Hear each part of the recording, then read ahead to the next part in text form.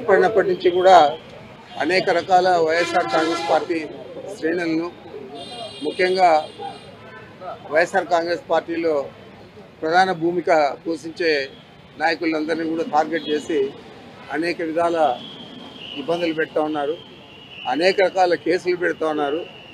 ఈరోజు ఇక్కడ పరిస్థితి చూస్తే ఒక తాలిబన్లనో లేకపోతే ఏదో విదేశీ టెర్రరిస్టులు ఎవరైతే ఉంటారో వారిని ట్రీట్ చేసే విధంగా ఇక్కడ పరిస్థితులు ఉన్నాయి. మరి ఒక ప్రజాప్రతినిధికి ఇవ్వాల్సిన గౌరవాన్ని ప్రజాప్రతినిధులుగా ఉన్న చంద్రబాబు నాయుడు కానీ వారి మంత్రివర్గ సభ్యులు కానీ ఎందుకు విస్మరిస్తూ ఉన్నారు నాకు అర్థం కావడం లేదు. మరి ఇది ఇలాగే కొనసాగిన ఇబ్బంది లేదు. వైఎస్ఆర్ కాంగ్రెస్ పార్టీ శ్రేణులు తప్పకుండా ఈ పరిస్థితిని అధిగమించి ఈ ప్రభుత్వానికి బుద్ధి చెప్పే రోజులు దగ్గరలో ఉంటాయి. మరి నేను ఒకటే చెప్తా ఉన్నాను, ఒక ప్రజాప్రతినిధులకు న్యాయపరంగా ఇవ్వాల్సిన సౌకర్యాలన్నీ కూడా ఇవ్వాలన్నా పని లేదా?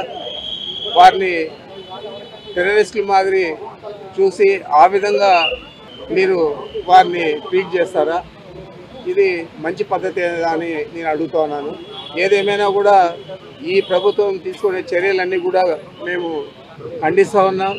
మీరు చేసే ఈ తప్పుడు విధానాలు రాబోయే రోజుల్లో ఇది ఒక అలవాటుగా మిగతా ప్రభుత్వాలకు కూడా మారకూడదని చెప్పి నేను తెలియజేస్తా ఉన్నా.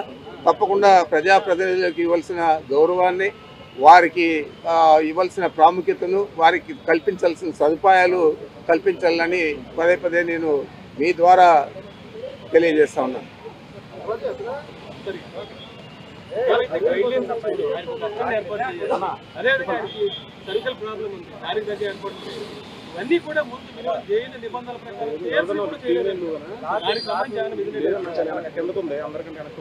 మరి మిథున్ రెడ్డి గారు ఎలాంటి ఇబ్బంది అయినా కూడా ఎదుర్కొంటాడు తప్ప నాకు ఆ సౌకర్యం కావాలి ఈ సౌకర్యం కావాలా అని చెప్పే వ్యక్తి కాదు.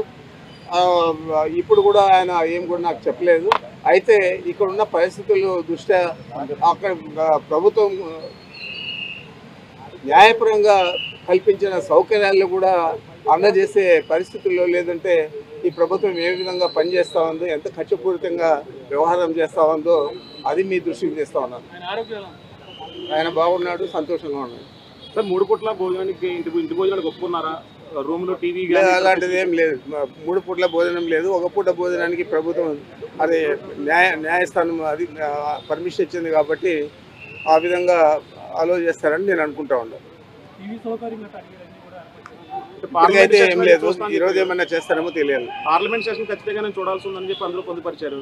అంటే అది వెసులుబాటు తీసుకుంటారంటారా? చూడాలి, ఎంపీగా ఉన్నారు కాబట్టి ఈ రోజు చూడాలి. ఒకవేళ కనుక నిబంధనలకు ఒప్పుకోకపోతే అంటే ఏ రకంగా ముందుకు వెళ్ళబోతున్నారు? ఒక ప్రజాప్రతినిధి నిబంధనలు మీరు వెళ్ళారు, మళ్ళా న్యాయస్థానాలనే ఆశ్రయిస్తాను.